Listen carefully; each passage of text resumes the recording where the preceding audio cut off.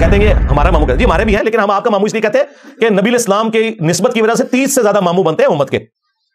جی آپ کی بیویوں کے سارے بھائی ماموں ہیں نا. محمد بن ابی بکر ماموں نہیں ہے جن کو دوسرے ماموں نے قتل کروایا. عبد الرحمان بن ابی بکر ماموں نہیں ہے جن کو دوسرے ماموں نے قتل کروایا. عبداللہ ابن عمر ماموں نہیں ہے جن کو ماموں پارٹی بنو امیہ نے قتل کروایا. ماموں ایک ہی ہے، اس لیے پھر ان کو کہتے ہیں نا ماموں پارٹی. پھر صحیح مسلم میں وہ بڑی رکت انگیز حدیث ہے، ان کے ماموں سے ہی متعلق ہے. کہتے ہیں یہ ہمارا ماموں کہتے ہیں جی ہمارے بھی ہیں، لیکن ہم آپ کا ماموں اس لیے کہتے ہیں کہ نبی اسلام کی نسبت کی وجہ سے 30 سے زیادہ ماموں بنتے ہیں امت کے. جی ہاں آپ کی بیویوں کے سارے بھائی ماموں ہیں نا. محمد بن ابی بکر ماموں نہیں ہے جن کو دوسرے ماموں نے قتل کروایا. عبد الرحمان بن ابی بکر ماموں نہیں ہے جن کو دوسرے ماموں نے قتل کروایا. عبداللہ ابن عمر ماموں نہیں ہے جن کو ماموں پارٹی بنو امیہ نے قتل کروایا. ماموں ایک ہی ہے، اس لیے پھر ان کو کہتے ہیں نا ماموں پارٹی. ہاں اگر یہ ماموں ماننا ہوتا تو باقیوں کے ساتھ بھی یہ لکھتے ہیں ماموں. اور یہ اس بات کا ثبوت ہے، انہیں پتا ہے کہ فضیلت کوئی نہیں ہے، بس اس طریقے سے نسبت جوڑو. اور اس نسبت کو جوڑو کہ وہ عورت تو اس وقت مسلمان ہوئی، نبی علیہ السلام کے عقد میں آئی، بلکہ اس سے پہلے ہجرت حبشہ میں بھی تھی ام حبیبہ، کہ جس ام حبیبہ کو تکلیفیں اٹھانی پڑی اسلام قبول کرنے کی وجہ سے، بعد میں اس کی رشتہ داری کو آپ اویل کر رہے ہیں. کتنا ظلم ہے کہ ان کے کافر رشتہ دار جو ان کو تکلیفیں دیتے رہے، بعد میں مسلمان ہو کے کہہ رہے ہیں کہ ہم نبی علیہ السلام کے رشتہ دار ہیں. جی اپنی عقل کا علاج کرواؤ. باقی ہم تو صحابیت کا احترام کریں گے، وہ اپنی جگہ ہے، لیکن یہ اس طریقے سے جعلی جو رشتے بنائے ہوئے ہیں نا، میں اس کی بات کر رہا ہوں. تو صحیح مسلم میں حدیث ہے، عمر بن عاص کے بیٹے ہیں عبداللہ بن عمر بن عاص، وہ بھی صحابی ہیں. عمر بن عاص بھی صحابی ہیں رضی اللہ تعالیٰ عنہ.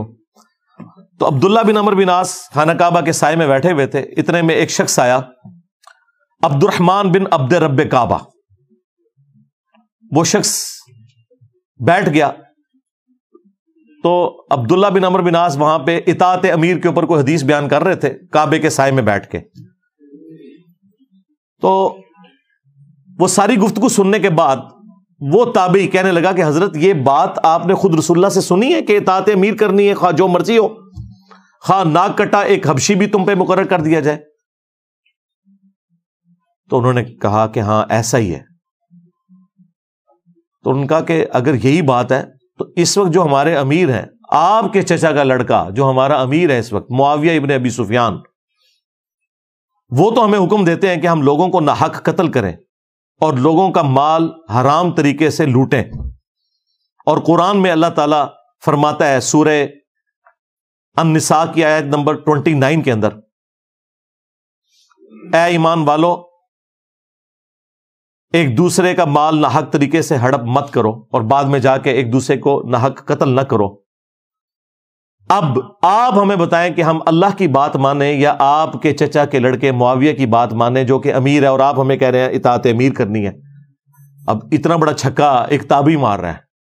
تو وہ صحابی تھے، خاموش ہو گئے تھوڑی دیر، پھر سر اٹھا کے کہا کہ معاویہ کی اطاعت کرو ان کاموں میں جس میں وہ اللہ کے حکم کے مطابق چلائے، اور جہاں وہ اللہ کی نافرمانی کرے تم اس کی نافرمانی کرو.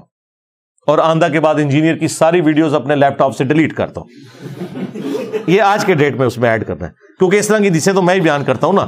اور یہ حدیثیں میں نے امام مسلم سے میں نے خود گن پوائنٹ پہ داخل کروائی تھی، جس طرح بخاری کی 2812 امام بخاری سے گن پوائنٹ پہ میں نے داخل کرائی تھی نا، تقتلہ الفئۃ الباغیہ، ٹھیک ہے نا،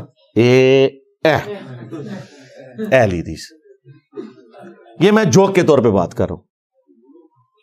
تو یہ مسلمان کا ایٹیچیوڈ ہونا چاہیے کہ اگر حاکم وقت بھی ہے، صحابی بھی ہے، ایک تابعی بھی کہہ سکتا ہے کہ قرآن کے خلاف تو چلا رہا ہے، تو قتل ناحق کا حکم دیتا ہے، تو حرام خوری کا حکم دیتا ہے، تیری بات نہیں مانی جائے گی.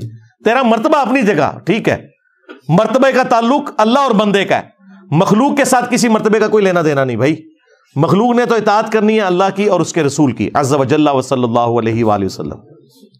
میرا خیال ہے میں نے تو یہ آلموسٹ 2 گھنٹے اس کوشچن کے اوپر لگا دیے. ابھی بھی اس میں کئی باتیں میں اور بھی بیان کر سکتا تھا. میرا خیال ہے یہ کافی ہے خوراک اس حوالے سے.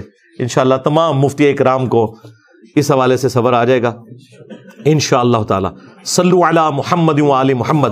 اللہم صلی علی محمد وعلی آل محمد واصحاب محمد وازواج محمد وامت محمد اجمعین الی یوم الدین. آمین.